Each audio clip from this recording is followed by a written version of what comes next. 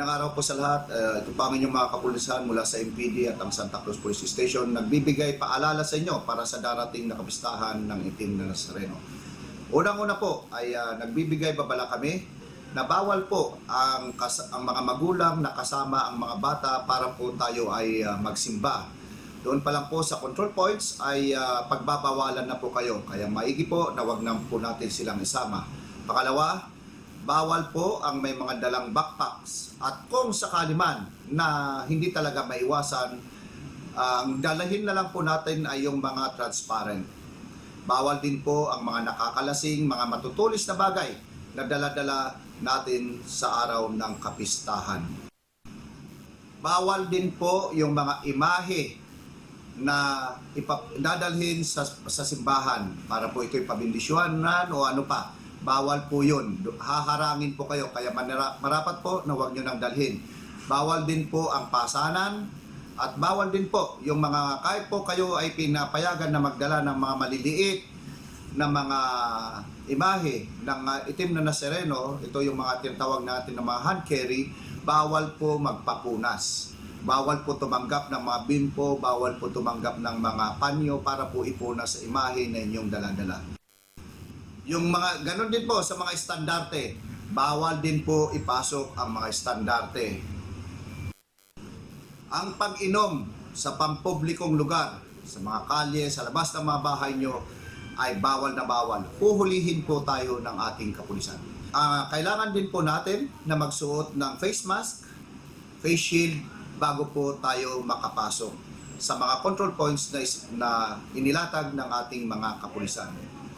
Sa mga pasukan naman po natin, dahil po tayo ay nasa pandemic state, ay minarapat natin na lagyan ng mga 1 entry, 1 exit para sa mga deboto.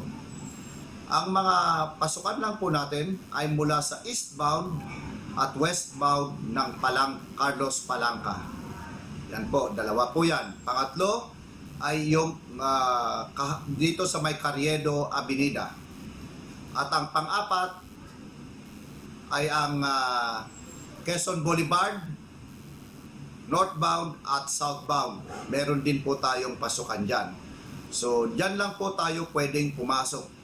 Lahat po ng hindi ko nabanggit na mga kalsada o yung mga maliliit na kalye, yan po ay tanging labasan ng mga nagsimba o galing sa simbahan.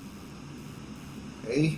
Yung mga residente naman po ng barangay 306, 307, 308, 309, baka akala nyo ay hindi ka na kayo pwedeng lumabas o pumasok sa mga kalye na malapit sa inyong mga bahay. Pwede po kayo lang po yon ng mga residente. Paano po namin malalaman yon? May mga barangay po na kasama sa control points para malaman kung kayo ay mga residente. Kaso yung mga lahat ng mga galing sa ibang lugar na pupunta dito sa Quiapo ay doon sa nasabi kong pasukan. Uli, i-maintain po natin ang social distancing, magsuot tayo ng face mask, magsuot tayo ng face shield, maging maingat po tayo at ay pagdiwang natin ang pista ng Nazareno ng makabuluhan at tayo po ay ligtas. Maraming salamat po.